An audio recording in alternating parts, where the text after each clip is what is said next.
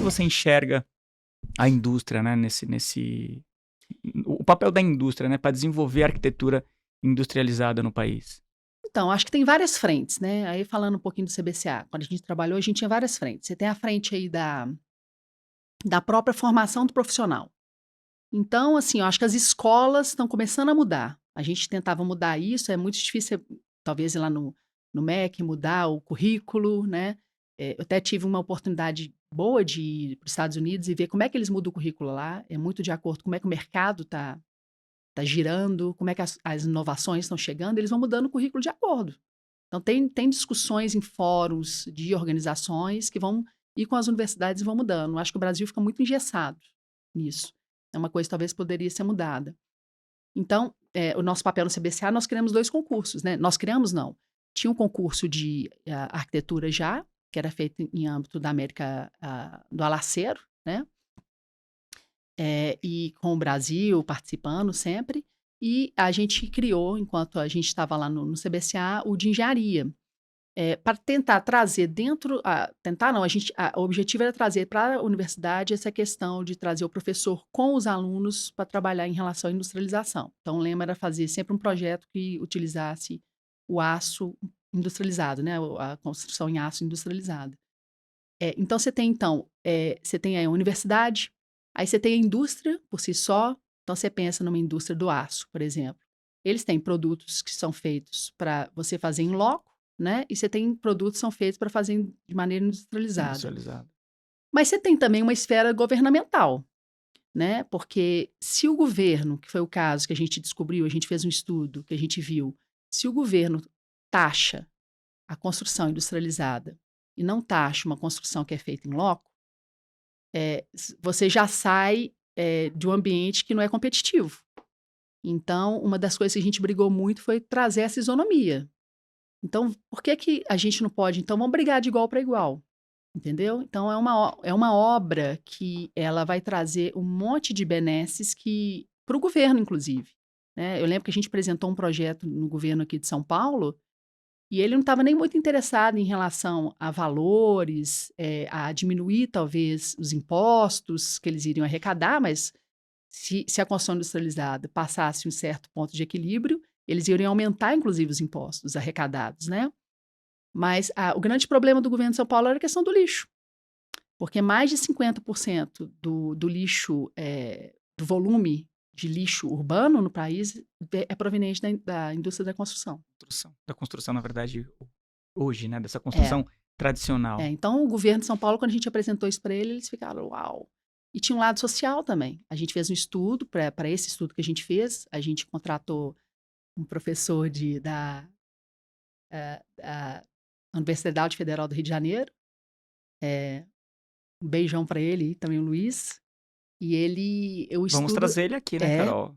ele seria uma ótima pessoa para te falar em questão de produtividade. Ele é fera. Ele criou um novo, fazendo estudo para gente, ele era muito falar de produtividade no concreto, e ele criou um novo medidor para a questão da industrialização do aço. Então foi muito, muito interessante. E esse estudo a gente mostrou, se eu não me engano, tá? Já faz um tempinho, se eu não me engano, em termos sociais, o trabalhador ele ganhava 22% a mais e trabalhando em condições muito melhores, mecanizadas, em vez de estar debaixo de sol, sabe? E pegando peso, então tudo mais mecanizado. Então a gente fez, inclusive, esse estudo para ver a questão de benefício para o trabalhador trabalhando em ambiente mais propício, menos propício.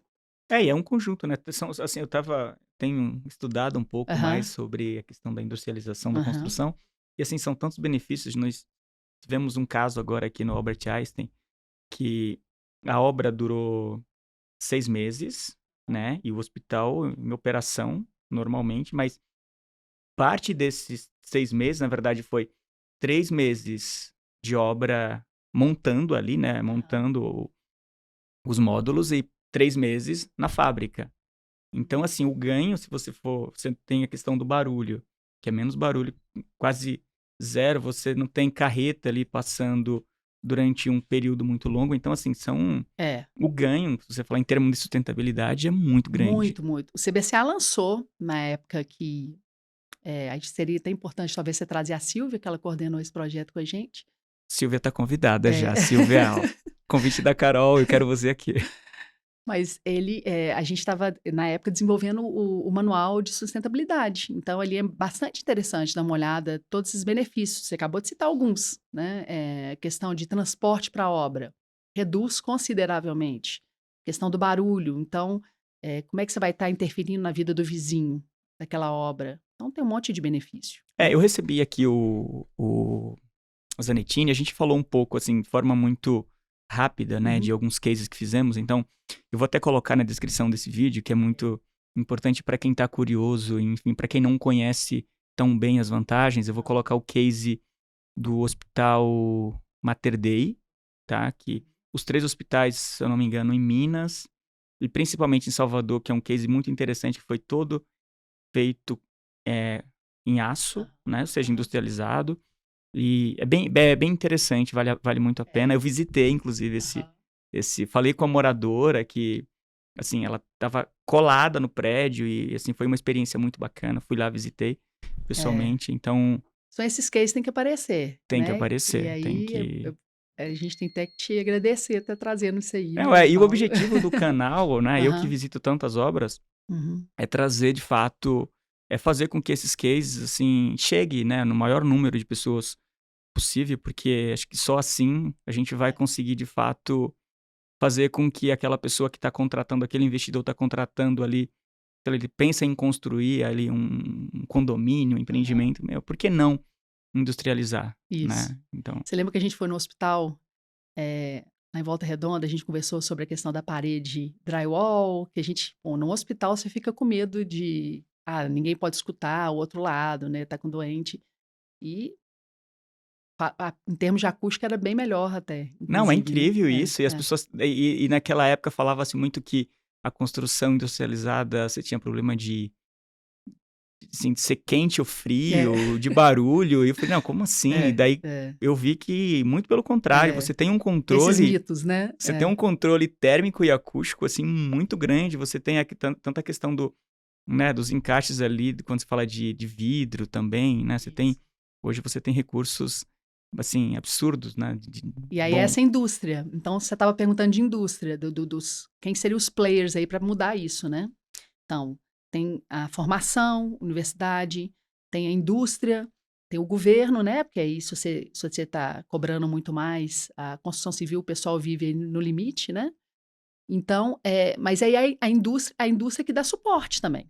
e é interessante, reforçando essa questão da industrialização, que tem gente que acha que porque a industrialização, essas coisas, vai tirar emprego, né? Muito pelo contrário, o ser humano, né? A criatividade humana ainda é a base de tudo, Uhum, uhum. né? É porque o emprego que vai ter na obra, ele reduz.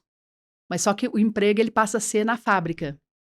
Sim. Então esse estava tem parte do estudo também, acho que vale a pena você trazer o Luiz, viu? Eu vou trazer, inclusive, eu vou trazer o Luiz e eu vou trazer também, que já, inclusive, já convidei, já aceitou o convite, que é o Ricardo Mateus, fundador da Brasil ao Cubo. Ele vem aqui e vai falar um pouquinho sobre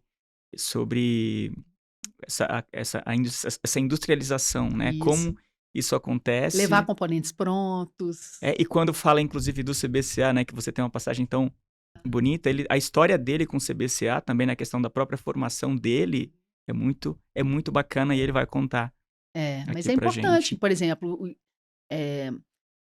eu lembro que a gente fez uma visita uma vez no DENIT, e em Brasília, e o pessoal usa os manuais do CBCA. Então é uma fonte é, é uma fonte de informação para várias pessoas, vários profissionais. Então é importante, por isso que eu te falo, eh, às vezes as escolas não conseguem passar e tem que suprir de alguma maneira, né. Carol, esses manuais, eles são atualizados, inclusive, né? Sim, Constantemente. sim, Então, são atualizados, saem novas versões. Hoje eu não estou mais no CBCA, né, mas tem equipe lá. você está acompanhando, né? Tem equipe lá, mas sempre atualizado. Acho que é importante, muito importante para a indústria. E a própria indústria do aço também, o pessoal lança algumas coisas também que ajudam também. Então, tá para ajudar nessa base de informação, né, é importante.